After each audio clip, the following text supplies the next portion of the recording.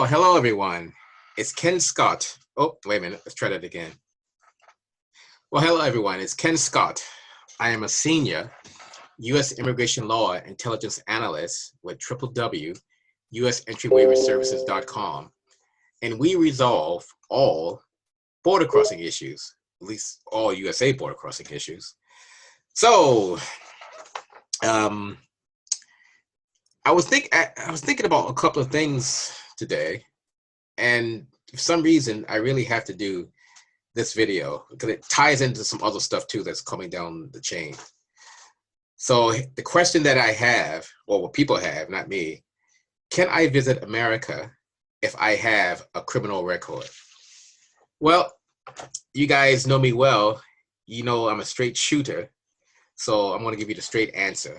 And the straight answer is, it depends. Could be yes, could be no, or it could be maybe. It really depends.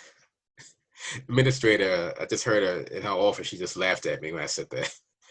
But it really depends upon what you have. So like, for example, if you're convicted of PPT, which is trafficking, you likely need a waiver.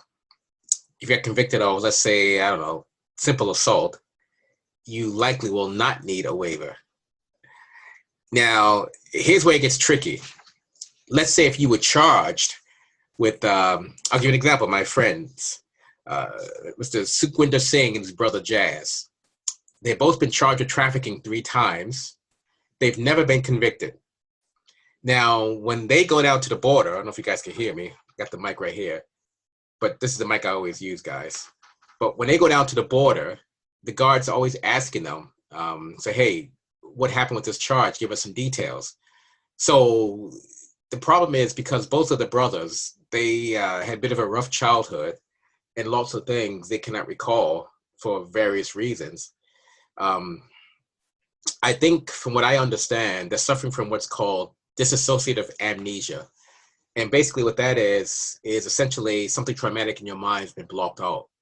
Let's say, for example, if you were a US war veteran who fought in Desert Storm and you saw bodies and burnt tanks, etc., your mind might likely block out some of those details because it's so traumatic. Same thing if you were a cop and you got into an awful shootout and you survived, but because you had trauma around you, your mind likely will block out a lot of the details because it's your mind's way of healing things. But trauma is different for each person. Some people can handle the shootout, but some people can't even handle their own shadow. So it really just depends on what's considered traumatic to you. Anyway, the point is, because it was traumatic to these 2 fellas, they can't recall the details as to what happened. So they can't give the border guards any info regarding what happened other than they were charged and convicted. They did offer to give them the number for their lawyer, yada, yada. The guards didn't want the lawyer, though. And they, So what ended up happening was they said, okay, well, it's fine. You guys can come in. This has happened, I don't know, 6, 8 times so far. But they're telling me that every time they cross now, it happens a lot less because they can't recall the details. So if you can't recall the details, like in their case, the guards cannot use that against you because you're not giving them any knowledge because you don't have it. But anyway, so the point is, the way the immigration code is written, in simple terms, they go by whatever relevant convictions you have and whatever you voluntarily admit to. So when you guys do those sworn statements at the border and the guard, let's see, you know what? I have one. Yeah, I got one right here.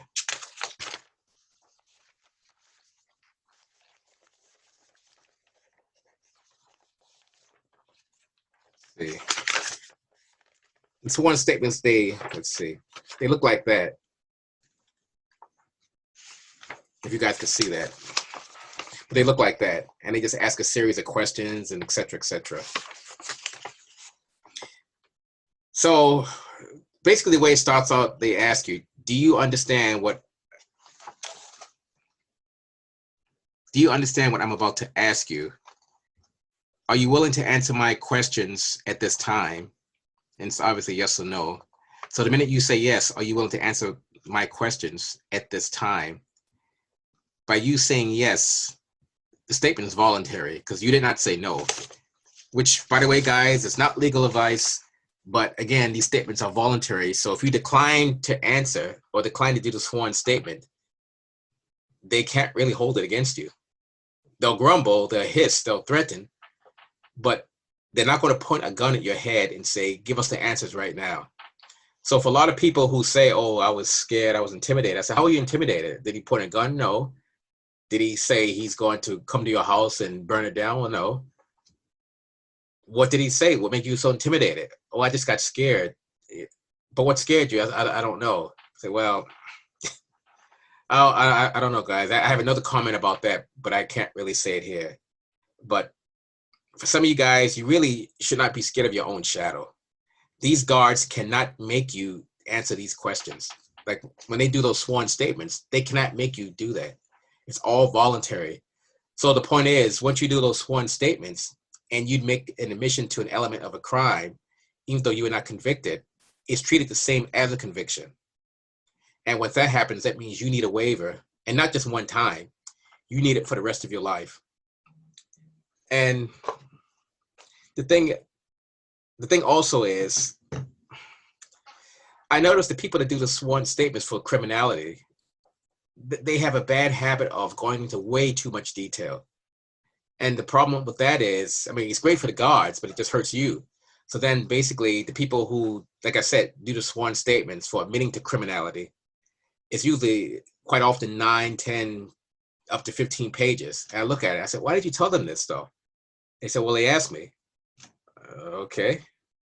Well, because you were so nice to give so much detailed info, this is going to be the cost for your case. And we tell them, they almost faint. I said, well, look, you voluntarily told these people this stuff. You know, no one made you. And they said, well, I thought I had to. I said, but it says on here, are you willing to answer my questions at this time? You said yes. So how is that force? And then they don't know what to say. So guys, if they ask you that question, it means because it's voluntary. So if you say no, they can't force you. Simple as that. But again, it's up to you guys what you do. But I'm just giving you a heads up. They cannot force you. Because the reason why they do these sworn statements, it's not in your benefit, it's for their benefit. Because in the academy, they used to say, if it's not documented, it never happened. So basically, they have to document what's being stated. So it goes into their database, which is turned around and used against you. Like, for example, if I'm a guard and I say to you, or I ask you, I said, when's the last time you did your, and you say, oh, I don't know, I did it last night, the night before. Okay, no problem. How often do you do your, and you say, oh, I don't know, 3 or 4 times a day, sometimes 4 days a week, 5 days. Okay, all right, that's fine. Okay, all right. What else do you do? Well, sometimes I do my, my rails. So, okay, all right, no problem. All right. Well, how do you make money to buy this stuff? Oh, sometimes like I sell some to friends. Oh, okay, no problem. Okay. Well, you just admitted to being a trafficker and admitted to being a drug user.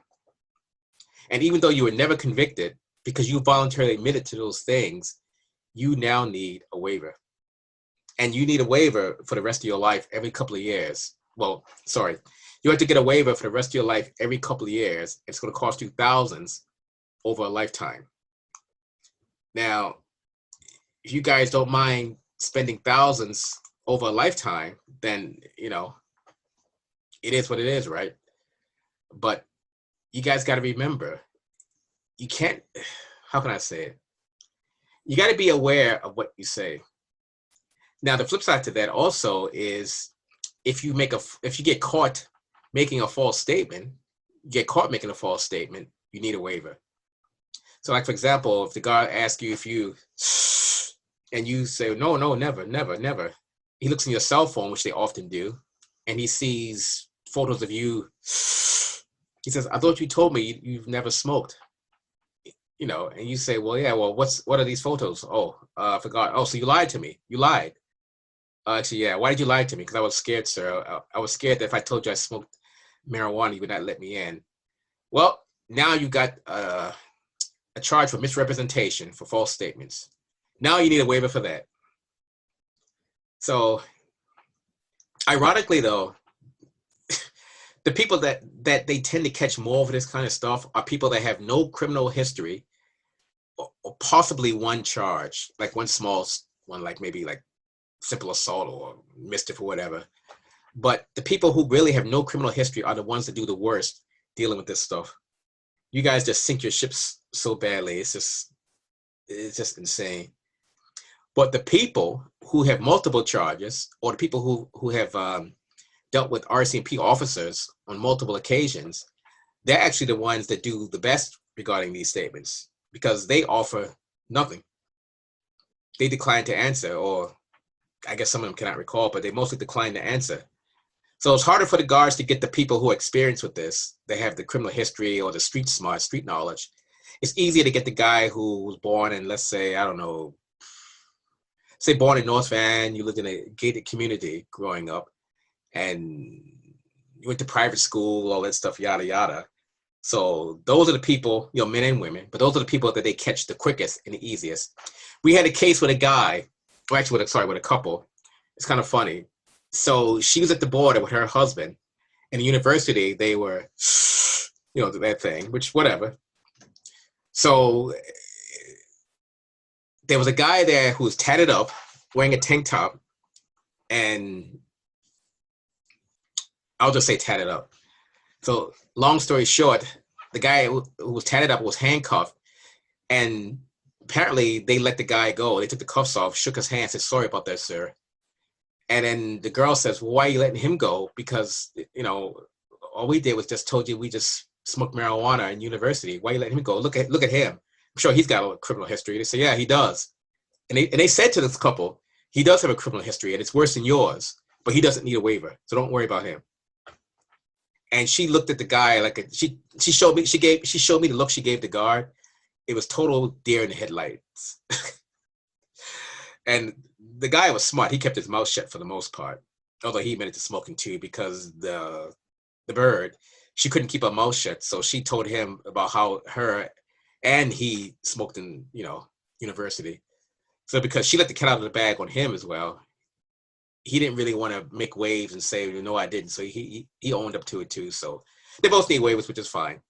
So when they told me that story, I just chuckled, and I said, "I know exactly what the guy was wearing." They said, "How do you know that?" I said, "That guy is one of our clients, and he actually does not need a waiver." She said, "Why does he need a waiver? He has a long history." I said, "He does. He's got 4 pages of it." So why is it he doesn't need a waiver and I do? Because a lot of his stuff he had, he was only charged, wasn't not convicted, so he was innocent. Stuff he was convicted of doesn't require a waiver. So she just couldn't wrap her head around that. And I said, "Well, he has a long history," I'll say. I said, so she didn't know what to say about that. Obviously, I'm not going to disclose his stuff, but I just said he's got 3 or 4 pages of stuff. That's all I said. And yeah, he had some heavy charges. He did, but his convictions are only for smaller stuff, so he does not need a waiver. And I guess he was another one who apparently had a faulty memory. He couldn't really recall. He admitted to the guards. He said, "You know what? I've had so much stuff, so many charges, I can't even recall details of them." And the guard just said, "Well, okay, well, you don't know. You don't remember. You don't remember." The guard tried pressing him. He said, "Sir, I have so much stuff I don't remember." But you think about it, if you got that many charges you don't remember, that actually makes perfect sense. So that gentleman will never need a waiver. He's a business owner in Surrey, yada, yada. I won't tell you what he does for work. His company is a legit company. He's going to open up a U.S. branch office fairly soon here, so we're helping him with that.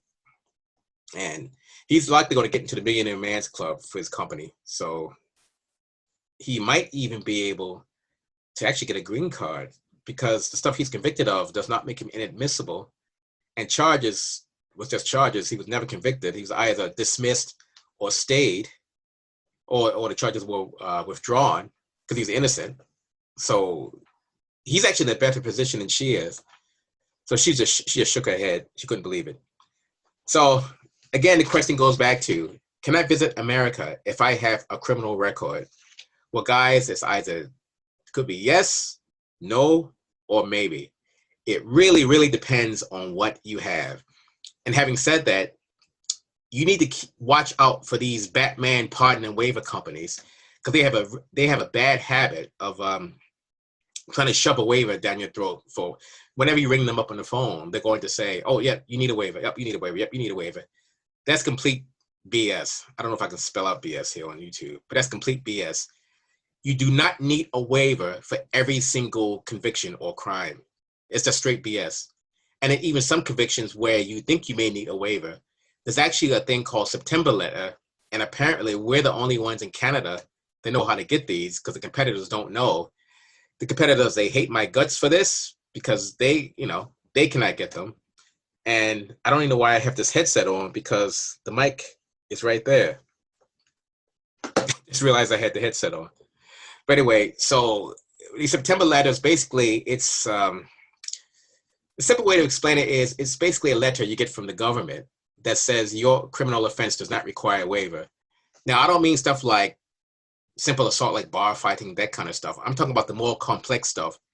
And we purposely do not put a list on our website or anywhere on YouTube, because I don't want these Batman partner waiver companies trying to get that info, reverse engineer it, and then trying to make a profit off us. As it is, they try to do that now. And they study these videos that we make very carefully to try to see whatever they can get to use to their advantage. And that also goes for some lawyers as well. So, I mean, right now I got 5 major, I don't want to call them major, but 5 haters that are quasi-competitors that just cannot stand me personally. But you know what I say? I tell them what they can bite. They can bite the big one for all I care. So there's one competitor. He's not much of a competitor, but I want to tell you guys about him. I'm not going to mention his name because it wouldn't be right of me. I just refer to him online as a mellow fellow. And the mellow fellow, basically, he's not even a competitor, in all honesty. He's a guy, just a very sensitive, feminine guy, which that's fine. Takes everyone to make the world go round. Gets his, feelings hurt easily, and he trolls online sometimes. He just does a bunch of stuff that, I don't know. First, I thought he had like a thing for me, like he had some kind of love interest in me. Because the guy wouldn't leave me alone. Now, I mean, I'm used to women having been like that with me. I was used to that, but the first time I had that guy doing that, which I thought was really odd. Anyway, so the bottom line is, don't believe what these competitors say online when they say every conviction needs a waiver, because that's complete BS. We have a 99% success rate now. So there's one other case we have pending, and I'm hoping this guy gets cleared, because he gets cleared, that I can use bragging rights and say that we are now at 100% success. 100%. No other competitor actually can say 99%. We're the only ones that say that. We're the only one with the multiple locations, the sites, this channel, everything. But, I do a bit of bragging rights there.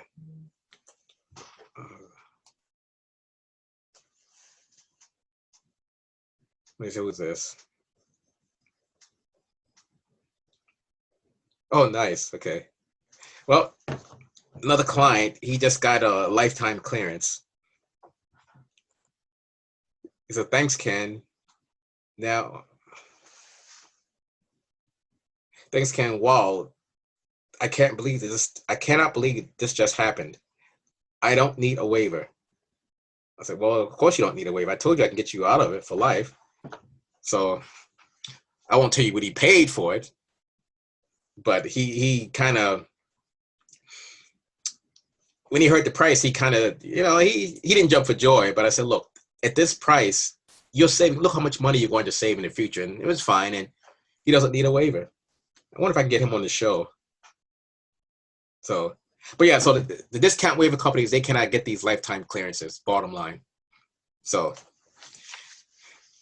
we're also offering something else regarding truckers. It's called cabotage and how to protect yourself from that. That's also on the YouTube channel here.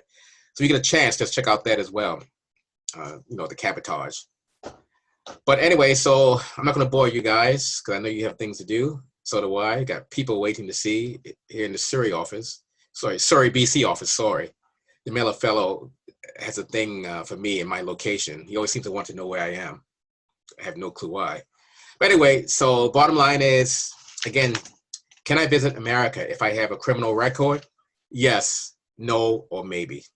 So, but before you even apply for a waiver, give us a call at 888-908-3841. And again, that's 1-888-908-3841 or 604-332-9213. So www.usentry-waiver-services.com. It's Ken Scott signing off. In the words of my Vulcan colleague, live long and prosper.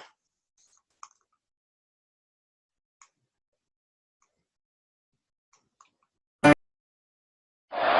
got to tell you, folks, wait till Hulk Hogan comes out here. The roof is going to come off the Bell Center here in Montreal.